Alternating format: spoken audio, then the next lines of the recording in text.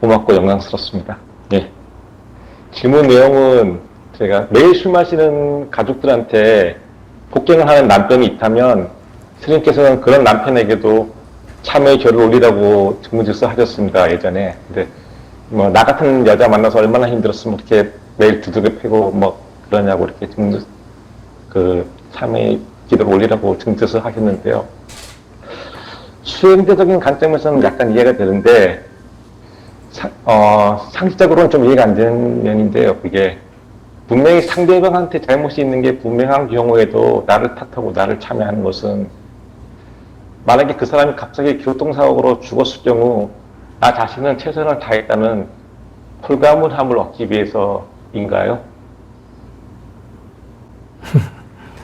네. 본문을 이렇게 반만 들었어요. 본문을 이렇게 듣기 때문에 이 본문의 부작용이 있고, 또 스님에게 악성 댓글이 수도 없이 달리고 이런 일이 발생하거든요. 그러니까 남편이 술 먹고 폭행하는데 참회해라. 스님이 무슨 멍청이거나 또라이가 아닌 이상 왜 법문을 이렇게 하겠어요? 그러니까 남편이 술 먹고 폭행을 하면 스님 어떡하라 그럽니까? 파출소에 바로 신고를 해라. 이렇게 가르치죠. 가정폭력은 어떤 경우에도 폭력은 가정폭력이라 하더라도 그것은 용납해서는 안 된다. 이런 얘기고요. 뭐 이게 한두 번 해보고 안 되면 스님은 두 번째 뭐예요? 안녕히 계십시오 하고 헤어져라. 요즘 같은 세상에 남편한테 폭행당하면서 살 이유가 하나도 없다. 이게 기본적인 원칙입니다. 근데 이분은 헤어질 수가 없다는 거예요. 어떤 이유든. 그 남편이 좋든 애들 때문에 그렇든 경제적인 이유든 헤어질 수가 없다 이 얘기예요. 네. 그러니까 사람들이 여자분이 헤어질 수 없는 조건이 있는 거를 고려 안 하고 자꾸 여성운동하는 사람은 어떻게 해라 하거든요. 이분은 그런 환경에서 헤어질 수가 없다. 그래도 헤어질 수가 없다. 그러면 헤어질 수가 없다면, 그러니까 다른 선택의 여지가 많이 있는데 그걸 안 하고 자기는 사는 선택을 하겠다 그러면 이왕지 사는데 맞고 사는 게 좋겠냐? 안 맞고 사는 게 좋겠냐? 안 먹고 사는 게 좋다. 그러면 상대가 화를 내고 할 때는 왜 그럴까? 바로 서로 말을 하다가 말에 상대가 남편이 지니까 화를 내는 거예요. 남편 말은 네 알겠습니다. 그렇게 하죠. 이러는데 화내고 두들겨 패고 이거는 정신병자지. 그러니까 말에 젖버리면 된다는 거예요. 어떤 말을 하면 네 알겠습니다. 네 그렇게 하죠. 살려면 이 말이야. 폭행 안 당하고 살려면 말로 지면 된다. 이게 이제 수행이라는 거예요. 그러니까 헤어지는 방법도 있고 사는 방법도 있는데, 이제 헤어지는 방법, 사는 방법 중에 계속 이렇게 폭행을 당하고 사는 방법, 폭행을 안 당하고 사는 방법이 있다면, 이분이 사는 방법을 선택했다면 폭행을 안 당하고 사는 게 유리하지 않냐. 그러니까 무슨 말을 하든지 알겠습니다. 이렇게 오히려 내가 숙이면 폭행을 안 당하고 살 수가 있다. 이 얘기고.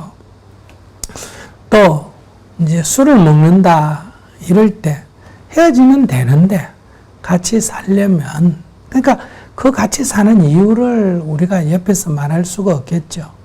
술 안 먹을 때 워낙 잘해주기 때문에 같이 사는 건지, 경제적으로 뭐 문제 때문에 사는 건지, 이혼할 수 없다는 그런 강박관 때문에 같이 사는 건지, 아이 때문에 같이 사는 건지, 그걸 우리가 어떻게 알아요? 본인이 그런 경우에도 살겠다. 그러면 결국은 그 남편은 술을 먹는 이유가 뭔가 스트레스를 받으니까 먹지 않겠냐.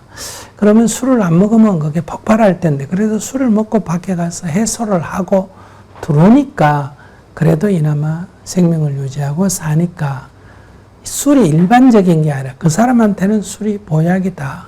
그 사람이 술을 먹으니까 그래도 술 먹고 스트레스를 풀고 명을 이어가니까, 그러니까 우리 남편에게 있어서 술은 보약입니다. 이렇게 생각하면 남편이 술 먹고 할 때 왜 술 먹었냐, 또 술 처먹었냐, 이런 얘기 안 한다.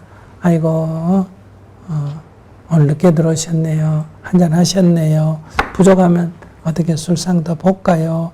이렇게 하는데 물건을 집어 던지고 둘러 패고 이럴 일은 없잖아요. 이렇게 하면 누가 좋냐? 내가 좋다 이거예요. 그 사람이야 술을 먹고 뭐 죽든지 알코올 중독되니 그건 그 문제고, 그런 인간과 살 수밖에 없다면 나는 그런 가운데서도 나를 행복하게 유지하는 게 수행이다. 그러니 자기가 생각해보면 어때? 법문을 제대로 들은 것 같아요? 엉터리로 들은 것 같아요? 아니, 그러니까 좀 이 부분을 못 들은 것 같기도 하고요. 지금 오늘 제가 이제 하면서 제 가정생활도 좀 많이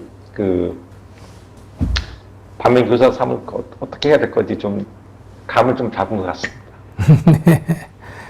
네, 안 살아도 돼. 뭐, 스님이 뭐 결혼했으니까 살아라, 뭐, 이렇게 얘기하는 사람 아니잖아. 어차피 인생은, 자기가 중심이 돼서 사는데, 살다 보면 우리가 남이 볼 때는, 그럼 안 살면 되지 이러지만은, 사는 상황에서는 그 일도 괴롭지만은 또 살 수밖에 없는 어떤 인연이 있을 거 아니겠어요. 그걸 사람들은 안 보고 그냥 막 객관적으로만 얘기한다. 그래서 그 사람이 그런 선택을 하니까 그 선택은 존중하고, 그러면 그 가운데서도 차선책을 찾아야 되지 않느냐. 수행이라는 것은 어떤 상황이 있을 때 거기에 적응하는 방법도 있고, 그것을 개선하는 방법도 있고, 그것을 피하는 방법도 있고, 여러 가지 방법이 있다. 어떤 방법을 쓰든 그런 가운데서 자신의 삶을 온전하게 갖고 나가야 한다. 남 탓하고 자기를 불행하게 사는 것은 바보 같은 짓이다. 이런 얘기. 네, 감사합니다. 잘 알아들었습니다. 고맙습니다. 네.